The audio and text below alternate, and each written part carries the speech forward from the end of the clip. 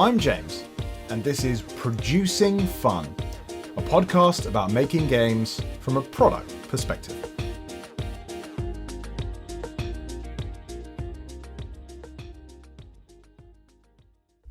Welcome to Producing Fun.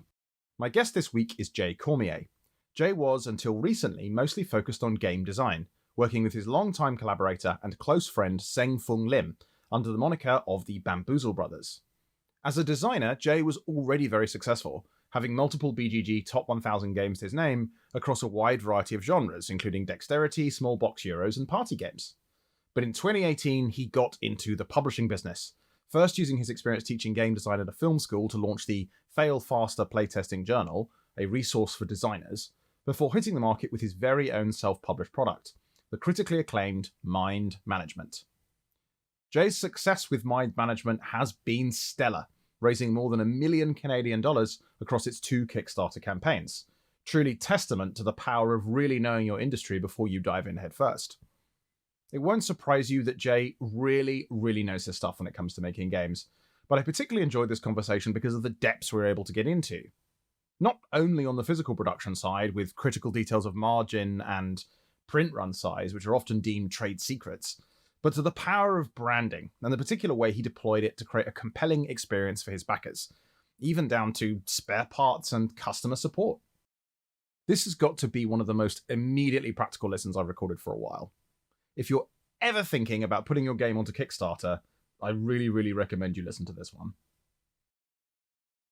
One is when you first start game designing, that is a struggle in and of itself. Regardless if you're by yourself with a partner, when you're with a partner and you're first starting, there's some challenges and some benefits to that right off the bat. Like you can bounce off each other, you can maybe try to keep each other motivated, but then you're also trying to learn how each other communicate, and you're conflicting with stuff. So there's more hurdles to go through a little in one way. Later on, when we're starting a game and it's our third or fourth game and we know how to communicate, it's a lot easier. But that first game, like, it didn't end up happening. Like we probably designed a good 10 games before we got a game signed. And how would you say that you and Sen think differently, more specifically? Like, how are you different? What are the kind of ways that you look at things in a way that might be different to him?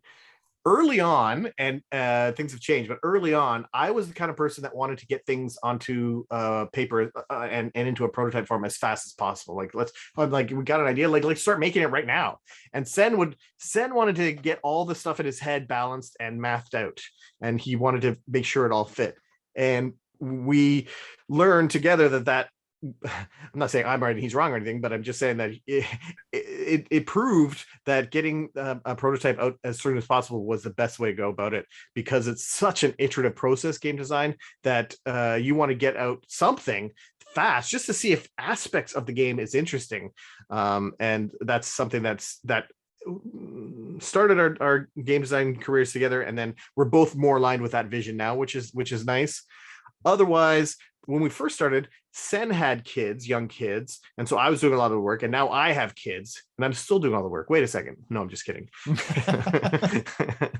I'm totally kidding. But I have a little bit of, I'm almost embarrassed every time I say it, Corel Draw experience.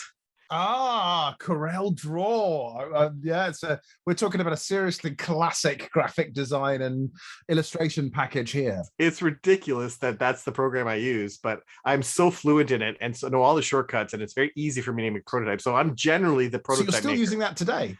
Agreed. Oh wow. Okay, that is a bit retro. Yeah.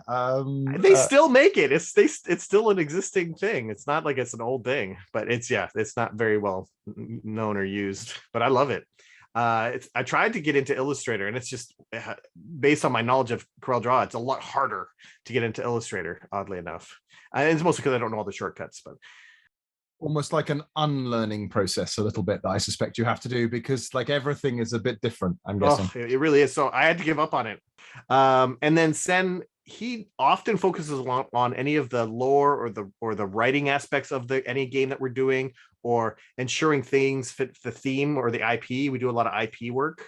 So he's really, oftentimes there'll be a part where I'll come up with like a cool mechanic concept or idea, and he'll kind of bring up an opposing view. Is like, well, that does not happen in this game world. Like, that just doesn't happen. And I'm like, Sam, figure it out. Like, It's a cool idea. Figure it out. We'll figure out a way to make it work. Like, it's a cool idea. And so that's where we'll have our humorous difficulties together, where we'll one of us eventually has to concede, because either it is a really cool idea and we do have to, like, I guess we could make it this, and that's how we get around it thematically, or eventually I'll have to be like, yeah, right, this doesn't fit at all. It doesn't fit the IP. It doesn't make sense. It's cool, but it doesn't fit. So, but we'll figure that out through playtesting.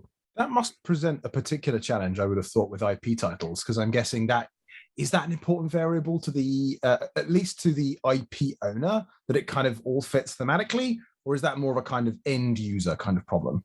Oh no, it's I wouldn't say problem. I say that's it's a blessing.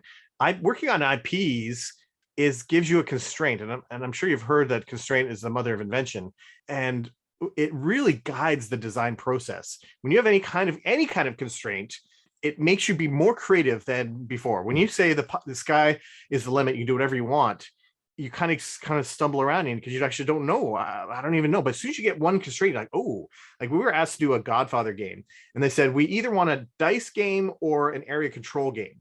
And so almost immediately I thought, oh, what about a dice game where one player is the Godfather and you have to make him an offer he can't refuse, and you have to offer dice to him. And immediately that was cool. So already that constraint of that IP and that phrase that everyone knows, it's already implemented, and like that's still in the game. Like that was one aspect that just immediately was in the game. So it actually helps you with your game design. Yeah, interesting. But I guess at the same time, there's that issue of making sure that things fit. But as you said, and that's something. So would you say then that Sen's kind of way of thinking, is it more that it's just more systematic, or it's more like he's just a kind of watchman for more of those things? Like, does that reflect his kind of personality as well? Like, I'm always curious to see how very different designers have got such different approaches often to solving problems.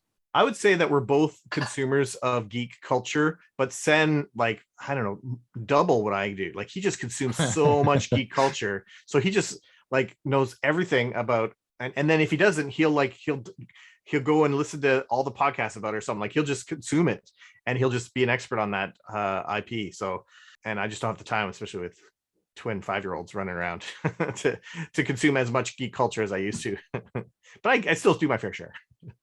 Absolutely. So do you still work with Sen as part of Off the Page Games, or is that just was it a more informal collaboration before? Was it like you wanted to form it into a particular publishing entity? Curious to know how that worked. Yeah. So Sen and I informally had been known as the Bamboozle Brothers, super informally, so much so that I saw this. I was yes, in preparation for our conversation, I was kind of reading through that and suddenly discovered that you were called the Bamboozle Brothers, because I knew your names from several different games, but I'm like, I don't know, have I even seen this on a box before? No, never. We thought about it. We actually thought about it when we first got signed. Like, should we go as the Bamboozle Brothers for all games going forward? And I think rightfully decided not to. But so it's just informal, because we had a website at one point, and it's still out there, bamboozlebrothers.com. And there's a great blog that we did that's like 40 posts long about how to get your game published. So it's actually, we share our journey of how we got our game published, and you can follow the same steps. So that's kind of a neat thing. That's how that came from. So that's just how we existed. So Sen and I were just game designer friends, and then game designers. We designed tons and tons and tons of games. And then with my management specifically, we had created the game, we signed it to a publisher, and we sit back waiting for that sweet board game money to come just rolling in. And as it does. And the publisher went under, and we got the rights back to the game. Oh, and it wow. it was in a meeting with Matt Kint, the creator of the comic book that it's based on, where he said, well, guys, why don't we just do it ourselves? He's like, I can do all the art and graphic design. I got a background in graphic design, and then you publish it. And so I took it away and I thought about it, and I brought it to Sen, and afterwards I said, Sen, what I currently myself am part-time at my my jobby job, my real job. And so I work 3 days a week at that. And so I'm like, I got 2 days a week plus weekends and evenings to do this. And Sen has got a full-time job. He's a teacher, a professor at a college. And I'm like, what if I ran the company, if I had the company, and then I just treat you as a designer? He's like, it's totally fine by me. And so that's how it is. So Sen's actually not involved in Off the Page Games. So it's my company. I'm the publisher. Ah, interesting. And that's just because I guess he didn't want to be as involved. He didn't have a time commitment to be able to be as involved as you could be. Oh, and possibly the interest. He's not as business interested as I am. Case in point, the next game coming from Off the Page Games Sen's not even a designer on it. But the one after that just signed this week, I'm not a designer on it, but Sen is a designer on it. Taking it in turns. Yes. I mean, that must be a really interesting kind of transition, because obviously working as a designer and not having to think about all those thorny questions of production and manufacturing. It's hilarious whenever we're designing a game and we come across something like, how are we going to represent this, and what's this going to look like, and should this be this? We'd always say, the publisher will figure it out. That's not for us. It doesn't matter. We can recommend something, but the publisher will figure it out. They'll know what to do. And then when I became the publisher for my management, I had to figure it all out. And there were some really tough questions that we didn't have answers to, because we had kept saying the publisher will figure it out. And if you know the game at all, we did not know how for the rogue agents in this hidden movement game could keep track of information. We were trying so many different methods. We tried having somebody as a note taker, and they could take notes, and that's your role. You're a note taker, but then other people couldn't see it. We tried having another little mini map that they could draw on, but it felt like, again, it's over in one player's side and they have to pass it around, and it just couldn't figure it out, and just stumbled upon the concept of doing dry erase tokens. And that was a magical moment of like, that's it. That is absolutely it. It's all the information is exactly where you need it, right there on the board. It seems like obvious when you now play the game. Like, of course, that's how you do it. But it took us a long time to figure that out. Do you think that solution would have emerged if you were just contracted designers working on it? Or do you think that solution... No, it never did. It never did. No. Yeah. Interesting. It just didn't. Yeah. So actually that was before. So when you signed the first version of it to the company that went under, it had a totally different way of keeping track of. Yeah. So actually by taking responsibility for that element, you actually kind of furthered the creative potential of it, because you could kind of see it in the round. I had so many different ideas of things that stood up and stuck into things, and trying to get quotes for different things. And it was wild. Magnets, like just weird things, like so much is. Yeah, it's funny. So it was an interesting journey and process, but it was like, I better figure this out because I have to now. What do you think the bit of moving over to the publishing side of things has frustrated you the most?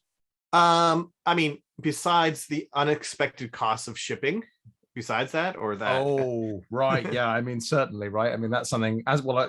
I was a first-time publisher at the end of last year as well, and that was brutal.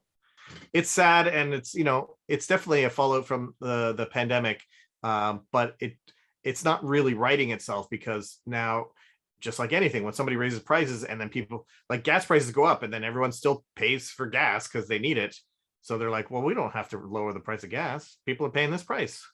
And so that's kind of what it feels like right now, that it's not really going back down. So it's a little bit from the crazy heights that it was, but yeah, so that's but other than that, the frustrating parts for me were more of the super business sides of things, of like keeping track of everything. That's really hard. So with the recent success of the second Kickstarter I had for my management, I've actually hired a bookkeeper who's going to help me keep track of all my books and numbers and spreadsheets and whatnot. So that's awesome. Yeah, no, I can bet that is. I mean, that's a huge aspect, I think, of publishing that people don't really fully understand the full impact of before they start. Is just accounting for everything.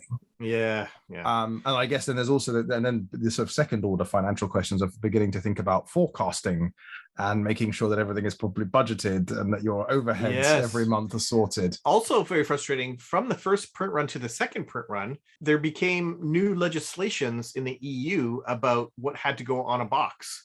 And I was like, nobody tells you this, you just have to know it. And so I just, like, things were sent to the printer, and I learned about it through somebody posting on Facebook, on a publisher Facebook group, saying, yeah, you have to have an EU address on the box, printed on your box, an EU address, if you want to sell the product in the EU. And I'm like, what? And so I got one from my EU partner, who's doing all my distribution and fulfillment. They let me use their address, and I was able to get it in time for the print run. I'm like, holy cow, unbelievable. Yeah, I mean, that's the sort of thing. There's a lot of bureaucratic detail as well, isn't there, that you have to solve, as well as questions of finance as a publisher that are, again, not something you need to worry about as a designer. It doesn't seem to put you off it, though. like carrying on down this barreling down this publisher route? Every single thing is a learning thing. It's like, oh, that's neat. I didn't know this. Yeah. And I mean, I'm also of the mindset of like, it's got to get done. Like, I got to do it. Like, I've promised all these people that this game's coming and the game will come. And everything's always exciting for me. Nothing's ever like a burden. And same with game design and playtesting. I often see people get discouraged when they playtest and they get like a, bad feedback, of which that doesn't even exist. Bad feedback doesn't exist. It's all feedback is good that from anybody that's taking the time to playtest your game. It's great that they're taking the time. But some people get really discouraged when all the feedback is negative and critical. And to me, I get excited and energized by it. I'm like, oh wow, yeah, you're right. That is broken. Shoot, I got to figure out a way to fix that. And I can't wait to go back to my computer and like tweak the art and make the new prototype. That's the only time I get frustrated from playtesting is if I can't see how to fix the thing that they've talked about. And you're like, yeah, that is broken. I have no idea how to fix it. That gets frustrating, but not frustrating in like a mad, just like I'll shelve it for a while and come back to it some other time when I figure it out. Do you think it was always that way for you, or did you sort of learn to be that kind of positive about even the negative feedback? It's definitely a learning journey for sure. At the beginning, you're defensive. Everybody is very defensive at the beginning, unless you have somebody that is more of a mentor, or there's a lot of noise in a good way nowadays supporting board game design. And so there's a lot of people echoing a lot of the things that you should be doing. And a lot of it is don't be defensive when you're playtesting. And so you should be able to hear that from so many different sources now that it's a known thing. But when I started, there was nobody talking about board game design anywhere. So it was very new, not new in the world, but just the internet didn't catch up to all the board game design needs that exist now. Well, that seems like that's something that is a very recent phenomenon, really. There being this kind of mass awareness of this sort of stuff. Well, the fact that podcasts exist where you can listen and you can find out about game design and best practice, at least that way. Is that one of the motivations, sort of providing information for your Fail Faster journal? Yeah, I've always been, Sen and I both, but have been I like being very transparent. So much so that we created with the Bamboozle Brothers, we talked about that we have like the 40 steps to get your game published. We just did that. Like nobody paid us. We don't charge for it. It's just like, go check it out. Here's what we did. People have written to us saying, you followed your steps and I also got my game published. I'm like, oh, great. Good for you. That's great. So that's just being transparent. I did the same thing with Off the Page Games when I started the company. I created a weekly YouTube series, and every week I would do a video on what am I doing this week to help form this company. And so there's a series out there called How to Start a Board Game Company that you can check out.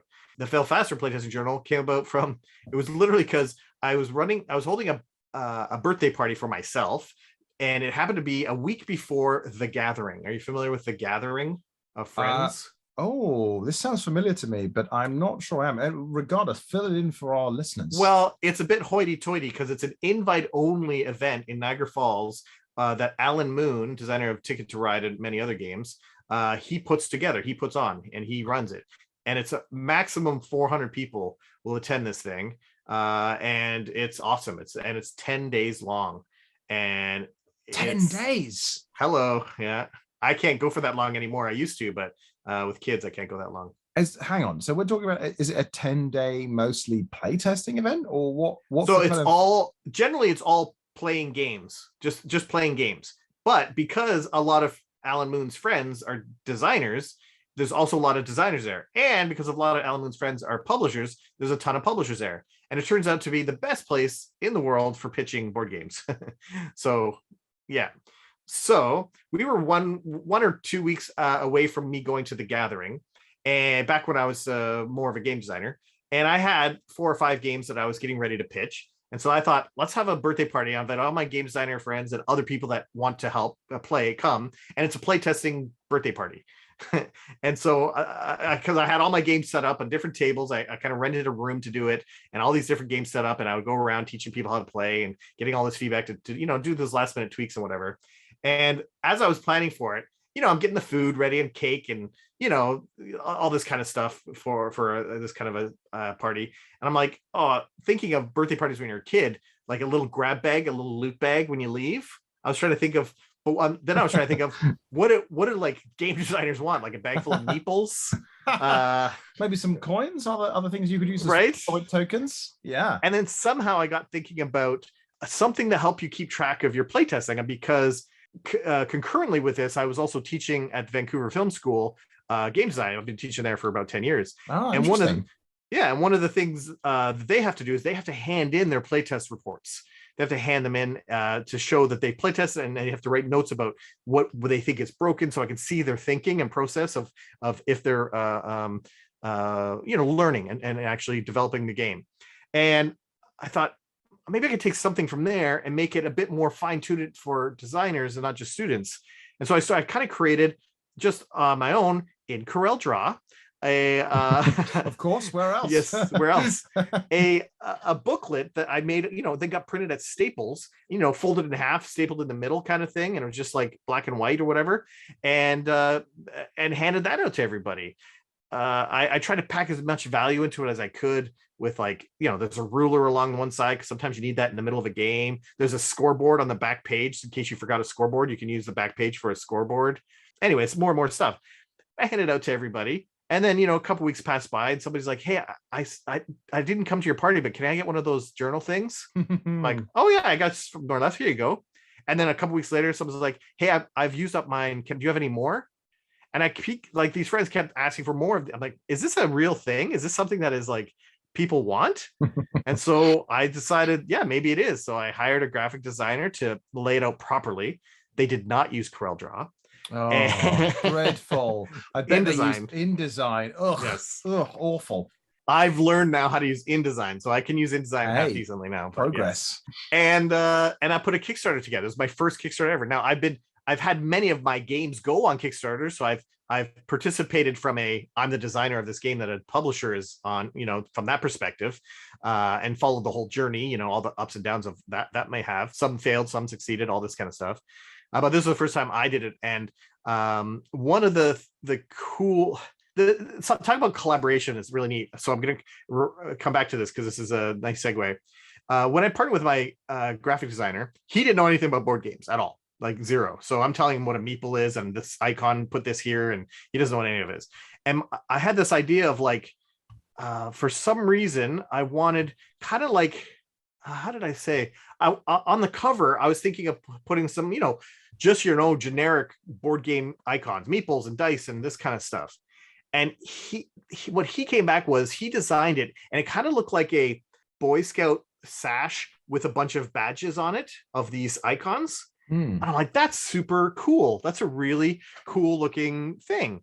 And so I thought it gave me an idea. Like oh yeah, looking at them now, I can see that they look very much like if you've got a sash and you're wearing them, like you're a Boy Scout. You've got one, I don't know, for tying knots or something, exactly, or orienteering. You've got sort of game design badges. Yeah. So, but you're already thinking the way I started thinking, because I thought, wait a second, can I actually gamify this? And so what I did was I looked through the playtesting journal, what kind of stuff I made, and I came up with all these behaviors, and I created in the playtesting journal all these behaviors. And if you do any of these behaviors, I see. So you've got like number of playtests, you get rules changes filled in, more than 3 lines of observations, right? So they're like become like challenges that as you complete them, you're sort of unlocking rewards like you would in like a mobile game or something. Exactly. And then when you get to there's a little badge icon on each track. You flip, and that comes with some stickers, and you literally put a sticker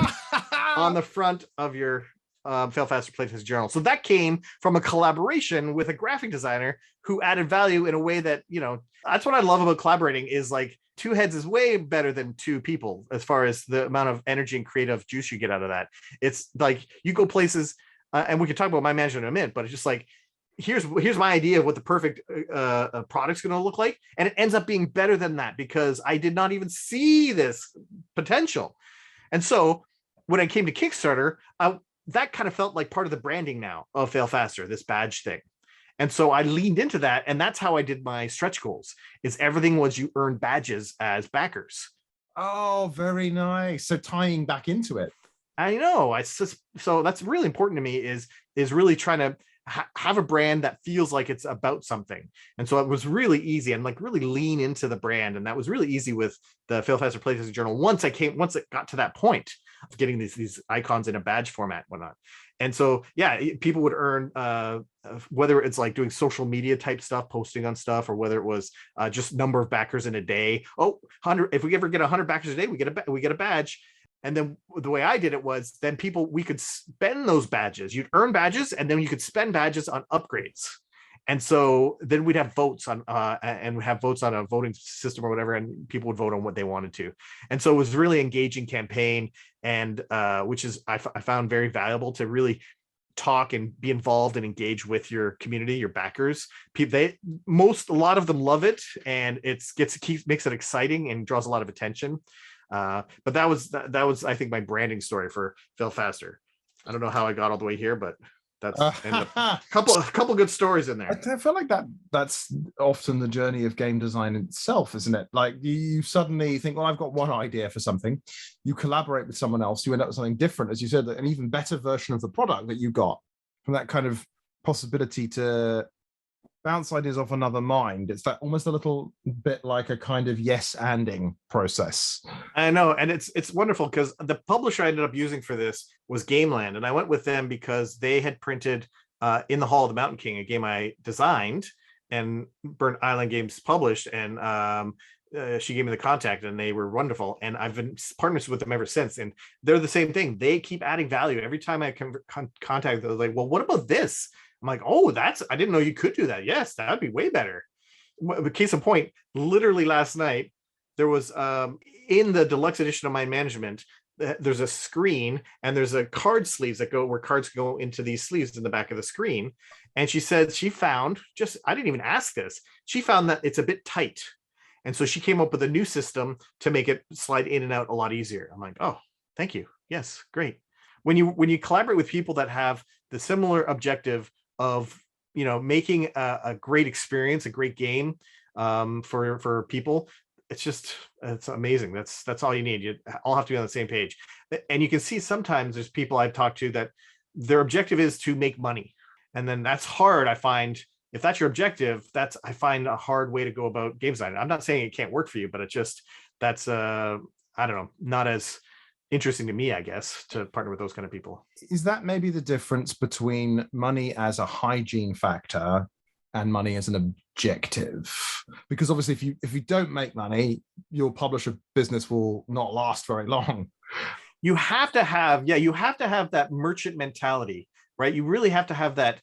That's interesting. Yeah, merchant mentality. That's not an expression I've heard before. Please go on. Well, this concept that, and I find it is a death knell of some early and new publishers where they get a bit of success on Kickstarter and it's going, and they start adding stretch goals that they weren't planning for, and all of a sudden they realize afterwards it's very expensive. So my concept for merchant mentality is that I'm always going to do for Kickstarter, I guess I can't say always because you never know what's going to happen, but a retail version and a deluxe version.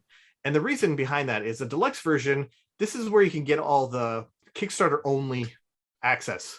They only get this on Kickstarter, and I found that has been a very successful way to get backers from on your game, is because this edition is only a Kickstarter type of available. It's not going to be in stores. So if you want this cool wooden pieces and game trays and all this kind of stuff, that you have to get it here.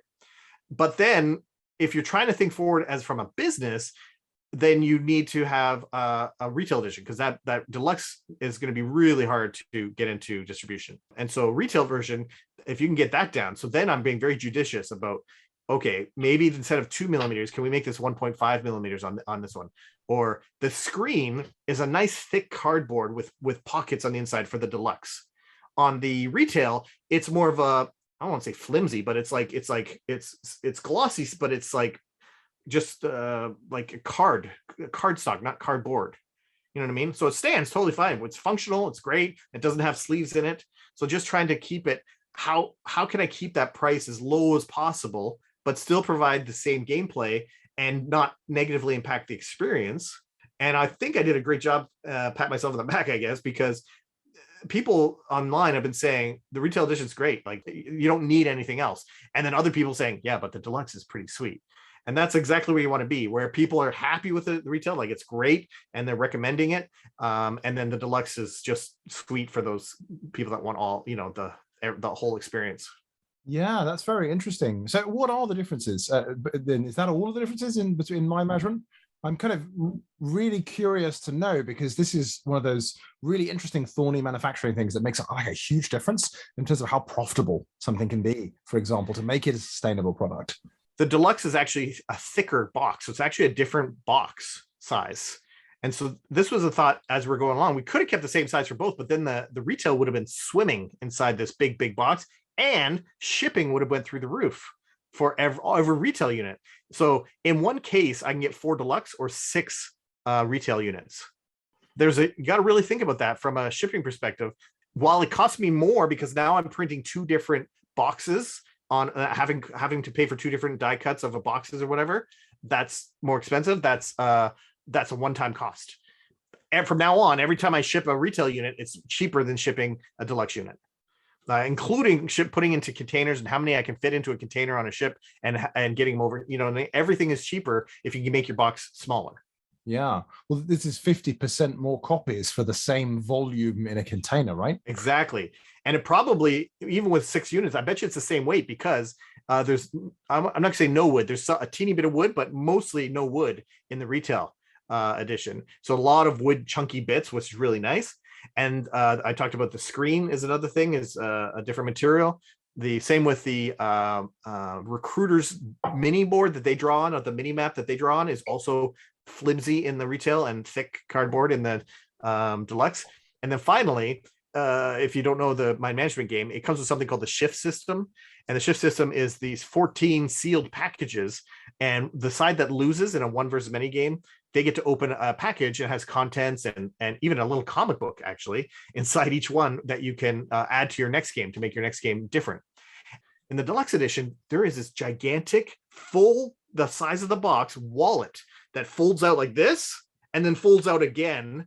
And there's 7 and 7 game trays, plastic packages that looks, and art on all sides from Matt Kent. It looks gorgeous. And in the retail, there's 14 cardboard little tuck boxes thrown into the box. And so that extra wallet takes up a ton of space, but it's gorgeous. It's amazing. Like, it's just blows my mind every time I wanted that experience of like opening the box, and then that's the first thing you see is this full thing. Like, it looks like another cover because it's a whole nother of a different art with different art on it. It looks amazing. And if we continue talking about branding, how I use branding to my advantage with Fail Faster, with Mind Management, the game is a psychic espionage game. And so we infuse that concept of psychic espionage throughout the entire game. All the components, there's hidden messages. We ended up doing a blue-red thing. One of the stretch goals was there's a little time token that you put, it's a little circle donut thing that you put over the time to tell you what round you're in. And one of the stretch goals we hit was we're going to put a red filter onto it. And so as soon as we hit that, then we hid Matt. Well, I say we, but Matt did it all. A bunch of those, those red-blue messages where red and blue are on top of each other. And now with this red decoder, you can decode it by sliding it over top of it. On cards, on boards, all over the place, there's these red, blue hidden messages. There's messages hidden under the lips of the box lid. There's messages everywhere. There's messages and secret codes and hidden messages. So much so that we actually literally hid 10 actual codes, like codes in the game components. Some crazily hidden, like just absolutely wildly hidden, that I'm surprised if anybody can find them. And if you get that code in the rule book, it tells you if you ever find a code, go to this website, fluxsafehouse.com, enter that code in, and you will get a brand new card that you can print out and add to your game immediately. So that's all part of that whole branding of this psychic. Like, you feel like you're going on a secret mission. And we did that for the Kickstarter. We actually had a secret mission throughout the Kickstarter that people had to go to other websites. Even to other Kickstarters that were going on at the time, I partnered with some other Kickstarters. They hid a secret code on their Kickstarter page for me. Like, they had to find codes throughout the whole thing, and it was wild. So I can see that's a really lovely example, as you say. You're kind of bringing the branding to life very completely. So it's not just a question of, people think of branding, they think of the visual stuff. They think like, oh, a logo maybe, or the graphic design scheme. But you're thinking about it, well, actually, it's like the whole experience. It's about what the game is about in general. And then that's been, imprinted even in the marketing ideas. Even in the customer service. I had some people that email me. It's true. Some people email me saying, hey, I have a missing token, a missing so-and-so token in my game. I open it up and I'm missing it. Can I get a new one? And I'd respond saying, thank you for your email. We can, but you'll have to use your psychic abilities to figure out the information I require before I can make this happen. And they're like, here's my address.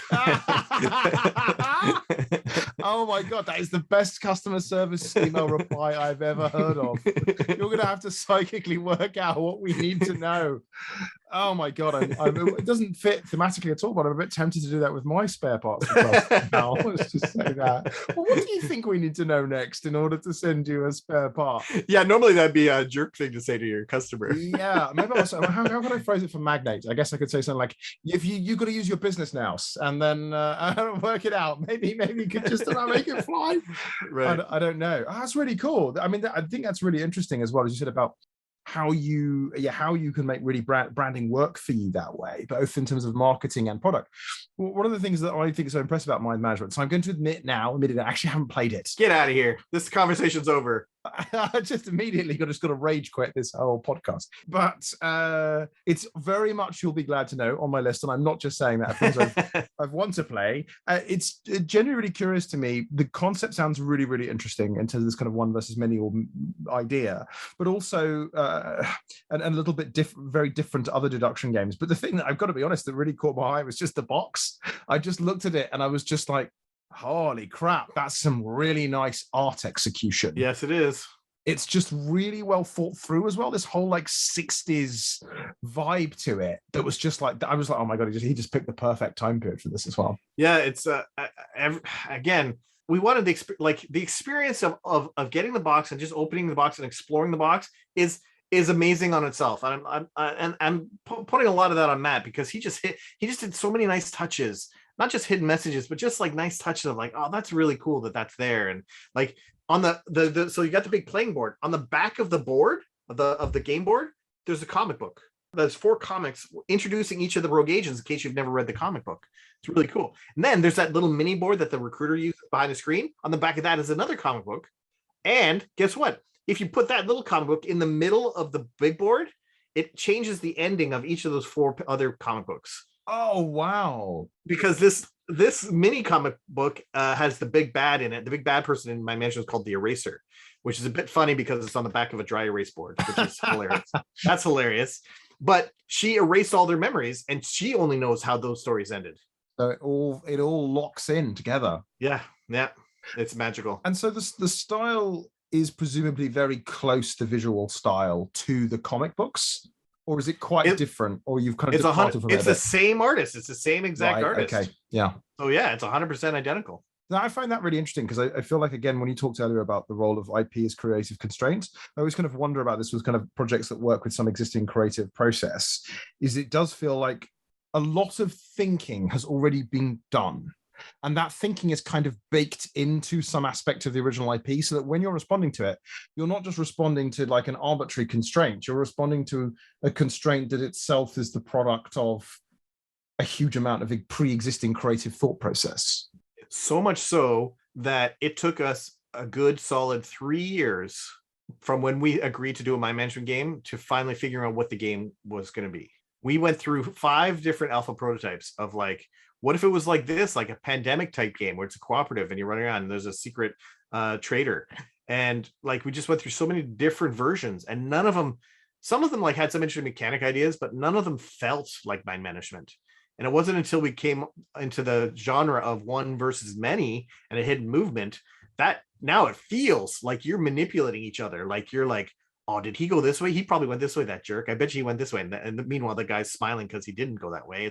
It feels like you're actually manipulating them psychically. It's great. Yeah, that's really interesting, isn't it? I mean, that's the really good example of ludonarrative harmony, isn't it? Of because and how important it is. But fascinating it took you so long because, again, we talked about speed a bit earlier on. It's sort of, you think maybe, how many games have you designed now? And I was looking at your BGG page. It's always very hard to know because often it includes expansions and things as well. It's around 20-ish. About 20 base games, right? So we're talking about someone who's already got experience designing 20 base games. And it still took you 3 years to find the right way to do that because, yeah, that's interesting because it's just a fundamentally hard problem, isn't it? Bringing that to life. I know. Sometimes I said constraints are great. And I found this one to be really a struggle because of the experience. It's sometimes the constraint, like Godfather I mentioned before, was I had a good quote about it, and making me an offer I can't refuse, and I turned that into a dice mechanic, and that felt really perfect, and that was great. But in this one, there wasn't anything mechanically, or there's no. It's all about the experience, the feels you get from it, and that is just a lot harder to use as a constraint, because then you're still pie in the sky for mechanics. Well, that's really interesting, because I'd like to ask a bit more specifically about that, about knowing how you get that feeling that you've recreated that. Because one of the things that I'm working on a project at the moment, one of the games we've got in design, is trying to recreate a feeling that you get from somewhere else, very much like your example of mind management. And there is this issue that it has to have a certain emotional tenor. And when I'm playing it, we're replay testing, obviously, the same bit of content over and over again. This is a campaign-based game. And I'm like, at what point am I not feeling this because we're not quite there? Or is it just because I've played this same scenario 10 times over, which a real person would never really do? And it's those kind of challenges. I imagine, what was it quite difficult to know when you were like, am I on an off day, or are we not nailing this experience? Right. Fortunately for my management, it's so replayable. It doesn't have that campaigniness to it. And so I could still play with Sen right now and be right in each other's heads and trying to figure it. He'll probably win. He's really good at this game. But I can understand from a more narrative perspective how that would be limiting. That's where you just have to reach out to do more play testers. I know, like Matt Leacock, for example, would do, he would get people to play test any of his legacy games, and he would record them. He would have them record the entire playtest on video, and he would watch the whole thing to kind of pick out what questions are that, what don't they understand, what did they choose, how did that make them feel, what are the experiences. And so that's how other people do it. That's interesting. And that was, and I don't know how much you know more specifically about that. Was that quite early in the design process as well, or was that more of a kind of later thing? No, this is more later, when we're trying to fine tune, is this the right balance, is this the right amount of oomph?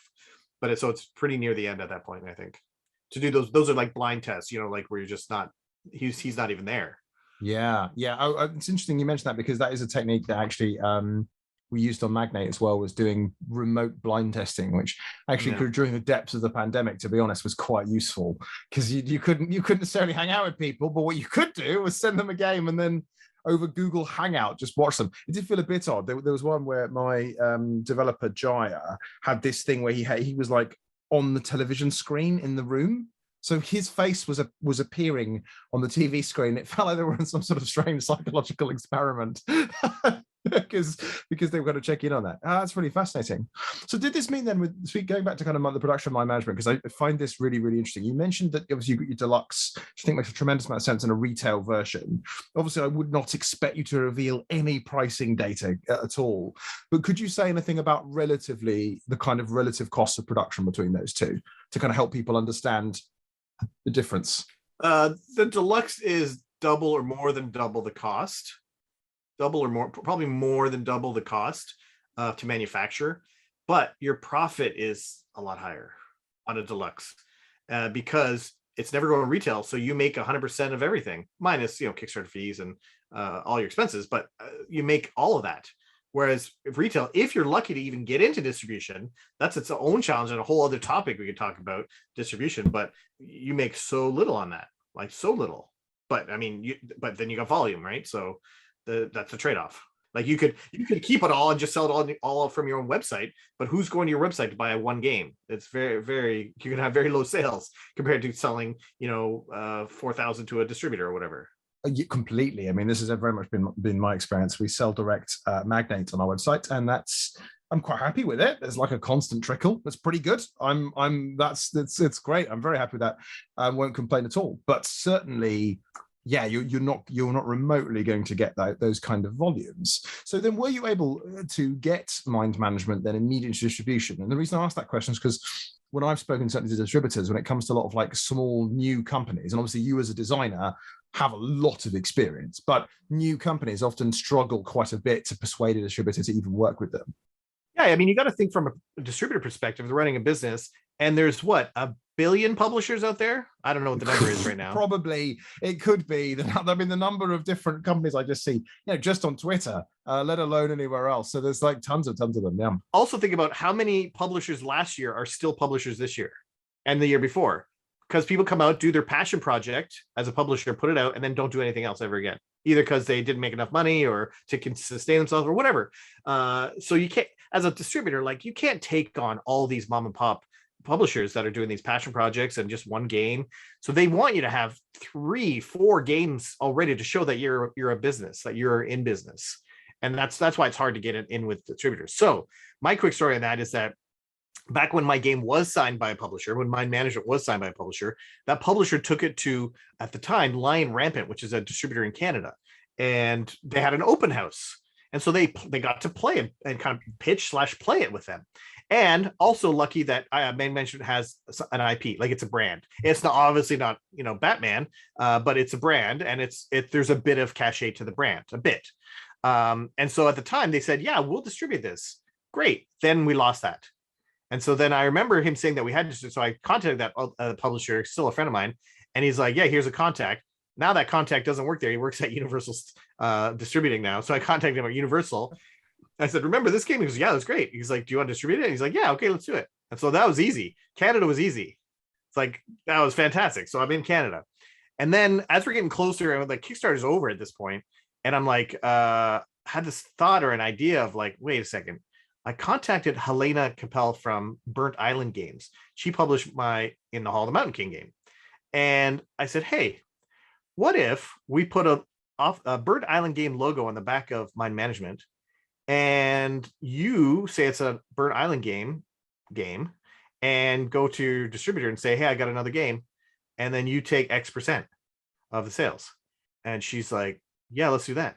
And so, because she has an in, any game she has, they're going to distribute. And so it is, from their perspective, they know it's not being shady. I don't mean to sound this as like being sneaky. This is a way you can get into distribution, is if you find a partner that believes in your game as much as you do, that wants to put their logo on it and be affiliated with it. And so for all retail in the States, it's got the Burnt Island logo on it. Oh, interesting. So does that mean you had to actually change the boxes for those ones? So the ones bound for them are different? So they were already printed. So we actually paid to get stickers put on them. Ah, okay. Now, the new print run has the Burnt Island logo on it. Right. And that's going to be for retail globally that's got their logo on. It does. So they're lucky on that. Extra win for them. They're getting a little bit of extra little push out of that one. That's really nice. Oh, that's very interesting. I mean, it makes a tremendous sense. If you've got someone that you trust, who's someone who is, who also trusts you and knows you're good for it, believes in the potential of the product, and he's prepared to go, look, I'm going to put my name to it to help you get into distribution. Yeah, it's really interesting. It makes a tremendous amount of sense. It's not something I'd ever even considered as something which can be done. I guess you just got to make sure that you said you've got the right people in place and you have the right product that realistically is going to be something that distributors want to carry anyway, with that name attached. She saw the first Kickstarter did 191,000. So she saw that it was all, it's a not a no-brainer, but it also aligned with the types of games that she makes. You know what I mean? You don't want to pitch a heavy game to a company that does family games, for example. So it aligned well. And she's now super happy because the second Kickstarter campaign, which we didn't talk about that, but this is a funny story. So we're just about to run out of units all over the world, and I printed 7,500 units in the first print run. To fulfill the 3,000 backers from Kickstarter, plus some more just to see if they sell in distribution and whatnot. Yeah, they sold really quickly. So I'm starting to plan my second print run. And on February 2nd, the Shut Up, Sit Down review of Mind Management dropped. Right around there, like within a day before or day after that, we were officially sold out of the product. Like literally, which sucks when there's a Shut Up, Sit Down review that we have zero product anywhere in the world to get. So that's February 2nd. February 3rd, I started having an idea, mostly urged by some friends saying, why don't you do this? And I started putting together a Kickstarter page. February 8th, I ran my next Kickstarter. So from February 2nd, not even thinking on February 2nd that there was a Kickstarter in my future. February 8th, I said, we launched a Kickstarter, a second Kickstarter. And I always had this idea that you can't do a Kickstarter for something that already exists. And In hindsight, I realized that the deluxe edition doesn't exist. It's sold out. It's done. So, and it's not available anywhere, and it won't be available anywhere. So I didn't have to add anything, but I added secret missions. Remember, I told you about all those 10 secret cards that are hidden. I added those as actual printed cards, in each individually sealed in its own envelope, so you can retain the secret if you want. But they're all printed. And now, because I added that, and the second Kickstarter did 870,000. So just bonkers, just crazy bonkers. So it's finishing up printing now. It'll be finished by July 15th, and then we're off into fulfillment. Yeah, that's absolutely fantastic. I mean, my second print run was going to be 8,000 units, and it's now 28,000 units. My God.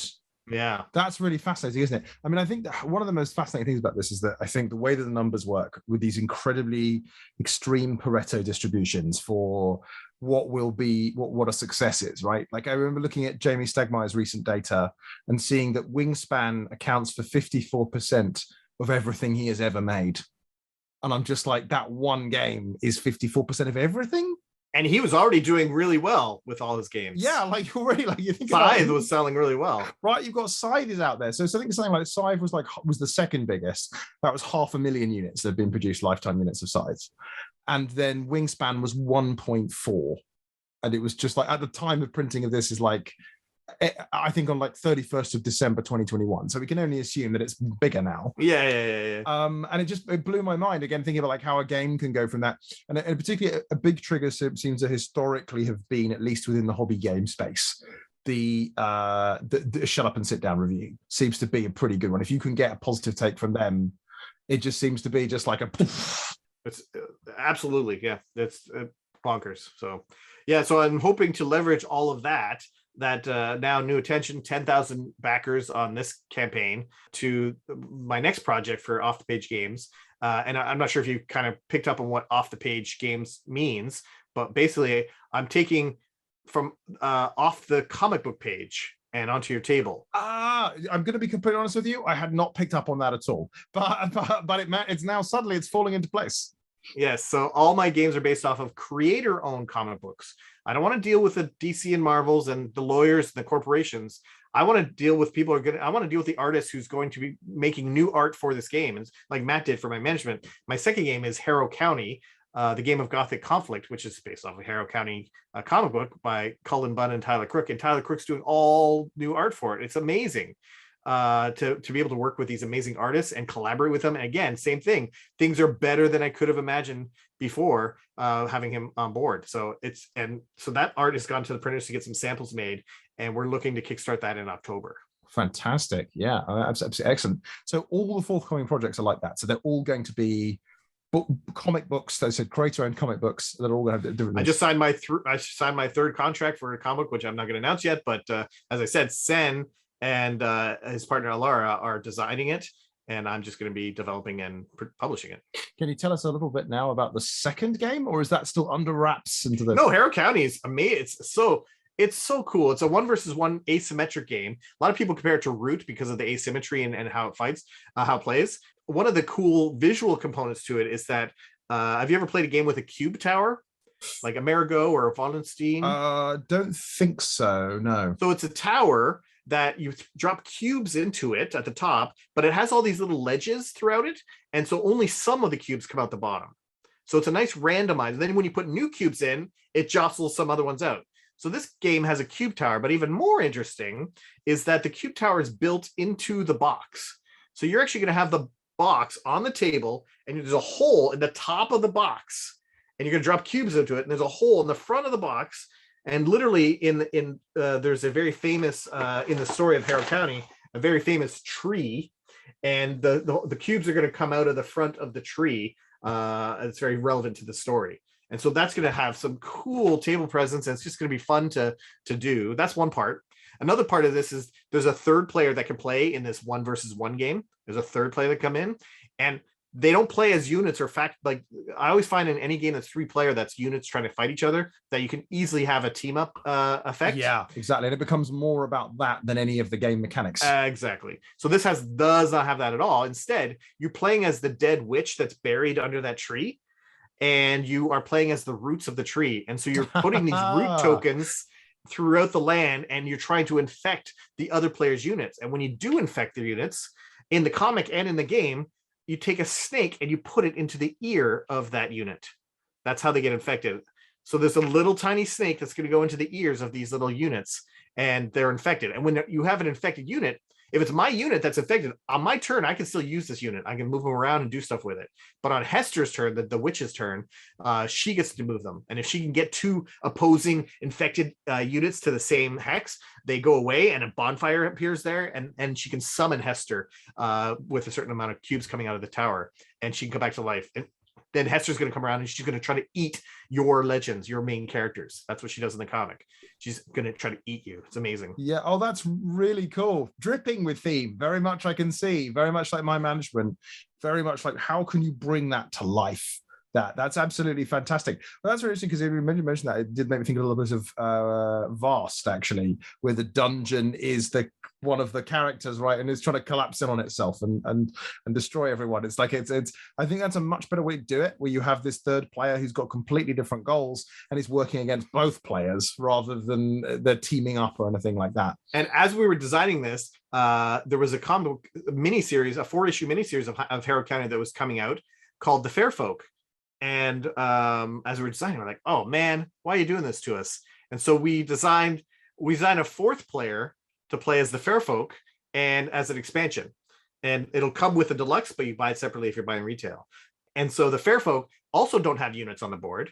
They live under the ground, and they concurrent with what's happening to this. Somebody has stolen their queen. They've lost their queen. And the Fair Folk cannot do anything for themselves in the comic and in this game. They just can't. They have to make deals and bargains with other people to help them do things. Even look for the queen. They can't look for the queen on their own. They have to get other people to do it. So the Fair Folk in this game make offerings to people. And if you take their offering, they get information about where the queen is. And so it's a bit of a deduction game that happens. That's just fascinating. Oh, interesting. Oh, wow, fantastic. Oh my God. I think it seems like quite a rich vein you're tapping into. I mean, that's really interesting as well, picking up on a particular strand like that, because I guess comic books they're rich visuals. They generally have quite kind of relatively simple archetypal stories. And that feels like often the kind of story you want to mine, right? Like you don't want necessarily, in some ways that might be slightly easier and more naturally subject matter for board games than maybe novels, for example. Maybe, yeah, maybe. It's at the very least, it's very visual.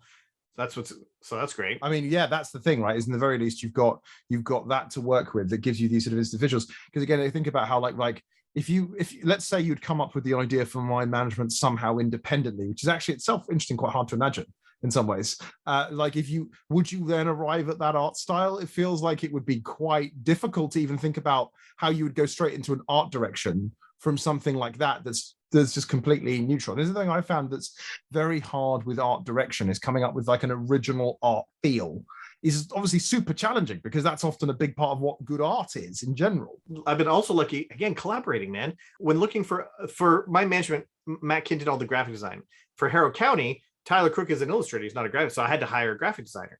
And so part one of that was I really wanted a female graphic designer because the 2 main characters in Harrow County are female, and there's already a bunch of guys. There's 2 male creators of the comic book, 2 male designers. I wanted a female graphic designer, so I went through, the games I liked on BGG, and I looked in the listings for to see who the graphic designer was.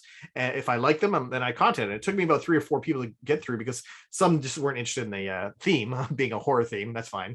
And then found Alexandra Billick, and she is awesome. And she added so much more to this, and had some great conversations with Tyler as well about like the style, about what is Gothic, that kind of Southern Gothic. And she would do something. And Tyler knew it exactly what was and what isn't part of that style. And he's like, no, that's actually a little bit more Victorian. We want this to be more. I'm like, wow, that's great. So we, collectively and collaboratively created a project that is now very cohesive in its approach to the game. It's lovely. Surround yourself with amazing people and amazing things happen. Yeah. I mean, I feel like that's like an incredibly good piece of advice in general for any project, but especially for anything creative like this. I mean, I feel very fortunate to have over time, gradually in the process of building, I think is the right way to use it, a very talented team where we're starting to get some more regular artists that we work with, and very much having Jaya, my kind of co-designer on multiple projects, is super important collaboration to me to make everything work. So okay, so I'm conscious of time, and I want to make sure we've got time to cover just a couple more things. This has been absolutely fascinating. And yeah, we haven't even talked about the Fail Faster game design course that's coming out. No, we haven't even had a chance to talk about that yet. So, well, actually, why don't you tell us a little bit more about that? And then I think then after that, what I want to talk to you about is sort of your top advice, I think, for new game to publishers and creators. I feel like I normally ask people the top 3. I feel like you've nailed one already, which is about surrounding yourself with other creative collaborators, because that is massive. But you'll have to have 2 more ready for the rest of it. Goodness. But so anyway, but I'd love to know a bit more about the Fail Faster Design Journal, because this is such a cool idea. I love the badge concept, and I think it's really interesting giving someone just a little bit of structure, because it's quite hard to learn all of these skills, and you can only learn them by doing. So yeah, I'd love to learn more. Yeah, so the journal was my way of guiding designers to take the notes they need to take in order to become a successful playtester and ultimately a successful game designer. If you can take, and that's what the gamification was, trying to encourage and force you to take these notes, and they all have a reason. Every little thing has a reason on why it's there. It says here, list your playtesters' names, and then in brackets says in player order. So that, why is that there? Because if you do enough games, you can actually see with their scores, hey, is it always the first player that's winning? Hey, that's so, you know what I mean? Everything has value, and why it's like there's even a little checkbox beside every single player's name. Why is that there? I say in the rules for it, it says put a check there if this is the first time that player's ever played this game. Then you can go back and see how many unique playtesters have you had. And you're like, oh, I've only ever had 12 unique playtesters. Maybe that's not big enough. I'm not getting enough sample size to get everybody's taste into here, so, included. So every single thing has a reason why it's in there. So that's important. So then I'm taking that brand. It launched at a poor time, because by the time it was available in the world as a physical product, then the pandemic happened. And so nobody is doing in-person testing for the last 2 years. And now we're just starting to get back to doing proto spiels and stuff. So I'm trying to get my journal out into proto spiels and unpubs and these events that are like playtesting events, and kind of sponsor them and whatnot. So that's part of it. But I'm also taking the brand and turning it into also a game design course that I'm teaching. And so this is going to be an online game design course through Fail Faster that will take you from A to Z on how to design a board game. The first series of courses or a series of classes, which is something like 20 videos long, is the intro to board game design. And through that, you're going to make a roll and write game together. I'll make that with you, and learning some of the background and some of the terminology and things like that. Then after this, the next course that I haven't started yet is going to be the full course, where we're going to learn all the ins and outs of everything from the other mechanics and feedback loops and uncertainty and all these things that you need to know as a game designer. We're going to go through that. And then I've been teaching this for about 10 years at Vancouver Film School. I taught it for about 1.5 years at Langara, and I'm even teaching this year to some grade 6 and 7s game design. So I've taught from adults to kids. Yeah, it's a wide age group. Yeah.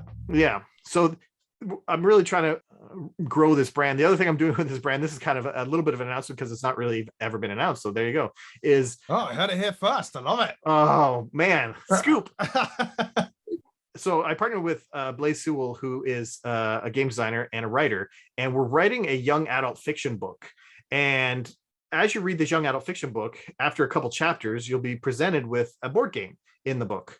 And this book will come with some extra pieces and cards and stuff like that. You'll play the board game with a friend or a parent or whatever, and then either you'll lose or there's something about it that's not exact right. And so then there's being a couple more pages about asking you how would you redesign this game, and give you some stickers and some extra advice on how would you redesign this game to make it more interesting and more fair for both players. About 5 different board games that come in this really cool story, time travel story.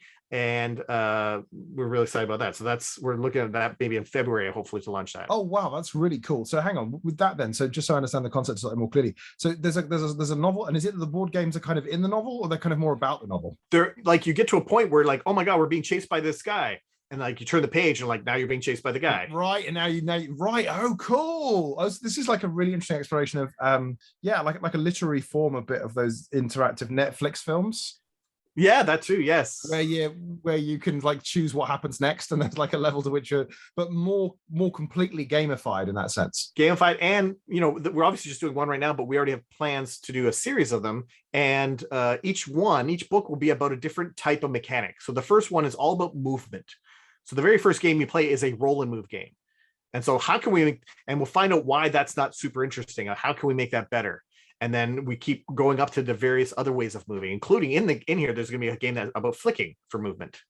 Yeah, oh, really cool. That a brilliant idea. And I can see that actually, I can see you directly immediately make an entire series out of that. Like there are so many ways, because it's almost like a new medium a little bit that you're working in there, where you can have like a written story that has those bits. It's rather more than just a choose your own adventure. It's actually like somehow, because presumably games can be very different as you go through, right? I know, and I'm hoping the games are going to be fun in of themselves, that they'll just want to play the game. Let's bring it out and play that one game, because that was a cool game. And especially the fact that I got to redesign it and tweak it. Let's play my version of the game. That's fun. And so the series is called, the books are called Design Your Destiny, which ties into the designing a game, but also ties into the fact that it's time travel. They travel to different times. So that allows us to do some funky things with future technology and stuff like that. Yeah, that's really, really cool. And then you said you're also going to be expanding on this, how you working with more people with Fail Faster as well. I guess that's the idea. Fantastic. And then we haven't even talked about the TV show that I'm trying to produce. But anyway, producing a TV show as well. Okay, you've got to say something about this. I was thinking about the game that you've obviously designed behind you, but wait, there's more. As I feel like we're playing that now. It's great. I'd love to hear about this. Tell me more about that. Yeah, we're putting together a show where producer contact, and I pitched this concept to him and he liked it, so we're going ahead with it. And we're getting comedians to play board games, but it's not like tabletop with Will Wheaton. It's because we don't necessarily care, and I put that in quotes, about the rules of the game. We will 100% play the rules of the game. We'll showcase the game, but we're not going to be teaching the game. It's not a teaching video. We're going to play the game, and it's all about comedians trying to roast each other. And so they're going to actually get bonus points for good. There's going to be a judge, a referee that's going to give them points based on how good their roasts are, and just general jokes. And so you can get a certain amount of points for winning the game, plus your bonus points. All right, yeah. So we just want to show how fun it is to play games, and at the end people are like, man, that game looked really fun. I don't know exactly how to play it, but it looked really fun and they had a great time with it. I want to try that game. Yeah, no, it's a brilliant idea. I think getting people to show demonstrate the joy you can have sitting around with a group of people, just having fun with the games. I think the idea of winning bonus points, what a wonderful fusion of multiple different ideas. Yeah, that's something that we're experimenting with in a game that we've got coming to Kickstarter later this year, which fuses a kind of pitching element with other gameplay. So I'm really curious to see how the TV show works out. It's really cool. Awesome. Fantastic. All right. So then you've given us one of your top tips of being, let's say, a self-publisher of games. What would your other two be? For a self-publisher? Yeah.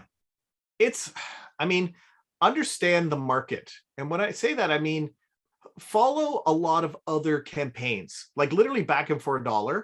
Follow them, see how they communicate, see how they lay out their page, understand what price points they're using.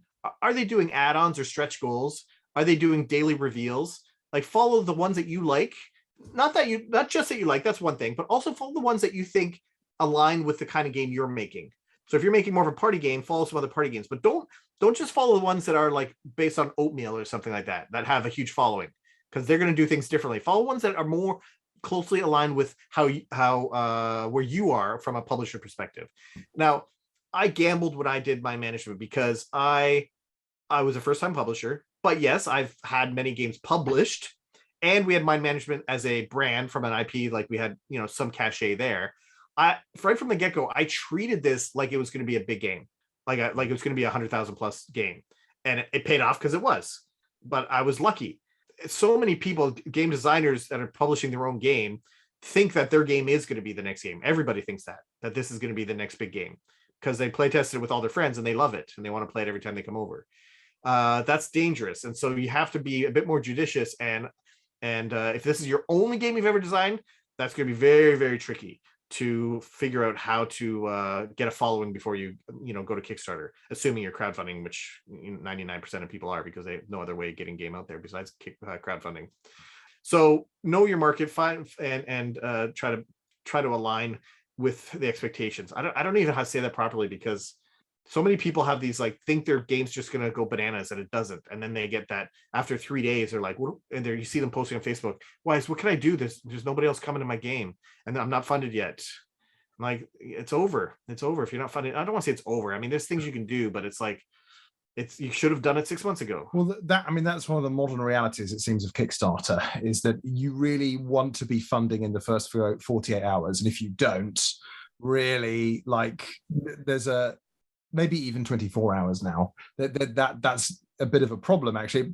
And something I noticed lots of campaigns is they tend to either fund in 24 and then go really quite well, or they would maybe just make it over the finish line, rather than, which, you ideally don't want to be in that situation. So something that's interesting you said, that sort of echoes a little bit what Jamie Stegmaier talks about this, about being prepared for best and worst case scenarios. So for like, you've got to do actually it is wise to do the estimate of, okay, what if we did have £200,000 or $200,000, and what would we do in that situation to make sure that you're not suddenly overwhelmed?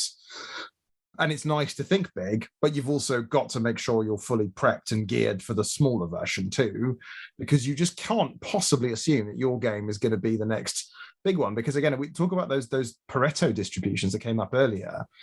If even for Jamie Stegmaier, 54% of all his lifetime sales of everything is just one game. Like, even within his titles, it's like, and his poorest selling titles have like 30,000 lifetime sales. I know. But that's true for any publisher that has a hit. Like, you look at CGE. If you look at CGE, I bet you it's somewhere of like 90% of all their games they've ever sold is code names. Probably, yeah. It's probably a huge chunk. And CGE has sold a lot of games. But you know what I mean? Like, that's all you need. You need that one big hit that is your evergreen title. So you can't, it's hard to stay in business if you don't, for a long time, without a big hit. My third piece of advice would be, to start 9 months ago. Yes. There's no rush.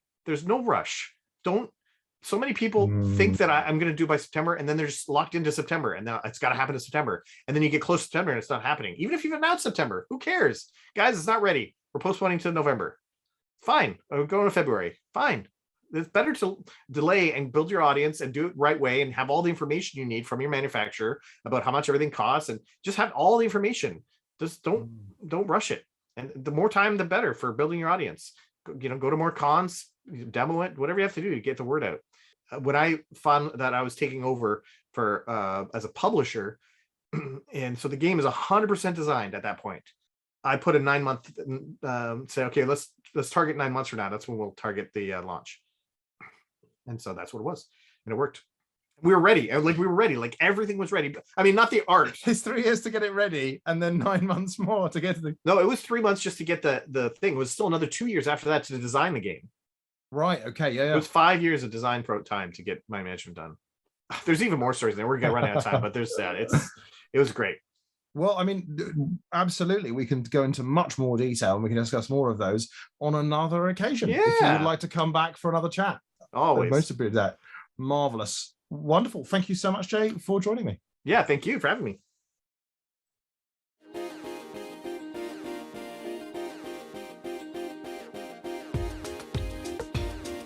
Producing Fun is produced by Naylor Games. If you enjoyed the show, follow us on Spotify, Stitcher, or other major podcasting platforms. Remember, Producing Fun is also a product, and it thrives on feedback. So please leave a review wherever possible, or simply send me your feedback directly. You can message me on Twitter @NaylorJames, or write me an email, james@naylorgames.com. Until next time.